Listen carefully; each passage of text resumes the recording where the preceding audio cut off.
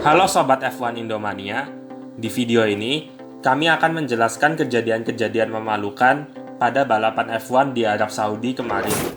Sebelumnya jangan lupa subscribe dan nyalakan lonceng notifikasinya agar tidak ketinggalan update F1 di channel kami ya.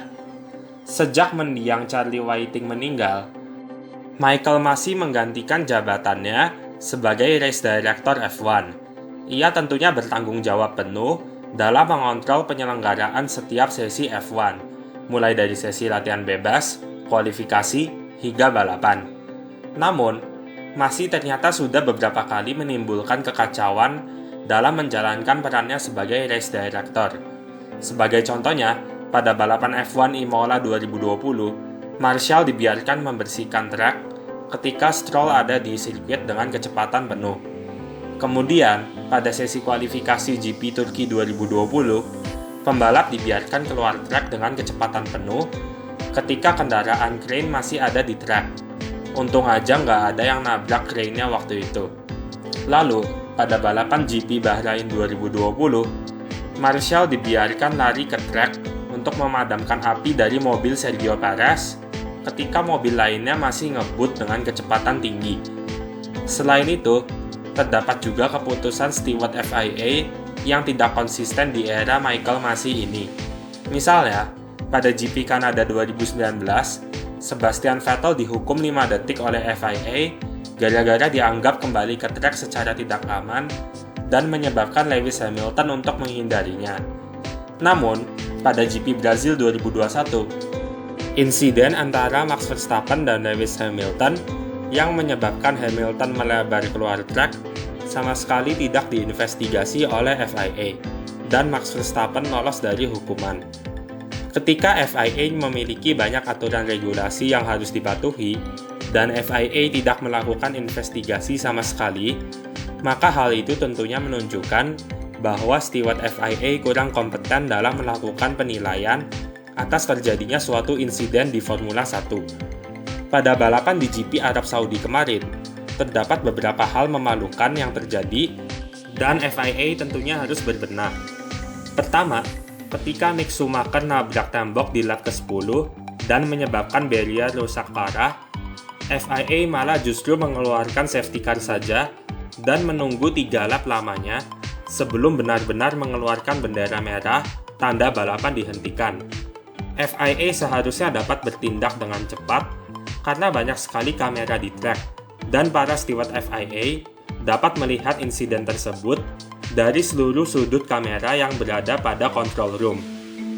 Hal memalukan lainnya terjadi pada saat red flag kedua, di mana Michael Masi malah menawarkan Max Verstappen untuk start dari posisi kedua setelah Max memepet Lewis Hamilton keluar track ketika keduanya berebut posisi pertama pada standing start kedua di lap 15. Namun, Masi kemudian ingat kalau Esteban Ocon ternyata ada di posisi kedua pada saat red flag dikeluarkan untuk kedua kalinya. Masi pun kemudian mengubah tawarannya dengan menawarkan Verstappen untuk start dari posisi ketiga di belakang Hamilton dan Ocon. Ini lucu sih. Soalnya kan si Michael Masi itu kan race director FIA, tapi kenapa dia malah tawar-menawar sama Red Bull gitu?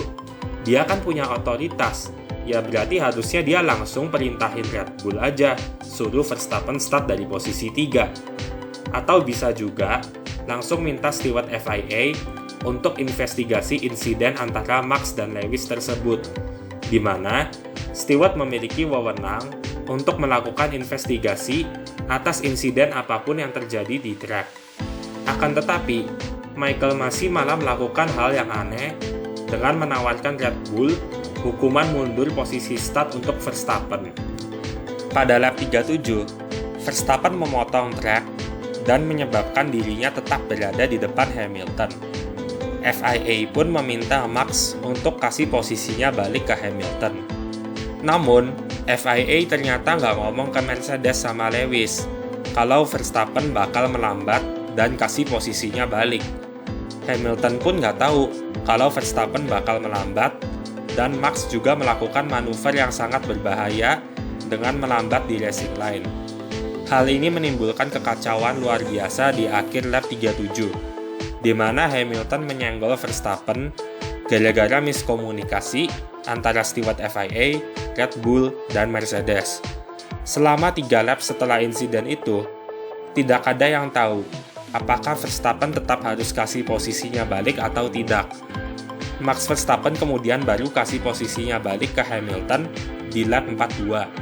Akan tetapi, Verstappen taunya langsung lewatin Hamilton lagi tuh di tikungan selanjutnya, di mana hal ini sama sekali tidak diperbolehkan. Setelah itu, FIA baru beneran kasih Verstappen hukuman 5 detik atas insiden di lap 37. Kalau gitu ya kenapa harus ribet banget? Kenapa nggak kasih aja 5 detik langsung dari awal? Daripada minta Verstappen buat kasih posisinya ke Hamilton. Lucunya, Verstappen baru beneran kasih posisinya ke Hamilton setelah dapat penalti 5 detik itu. Padahal dia udah nggak diwajibin kasih posisinya karena udah dikasih penalti sama FIA. Duh, ini race direction kok begini amat ya.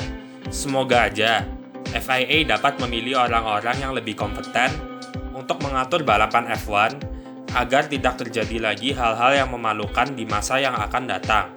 Oke, sampai sini aja video kali ini. Thank you for watching.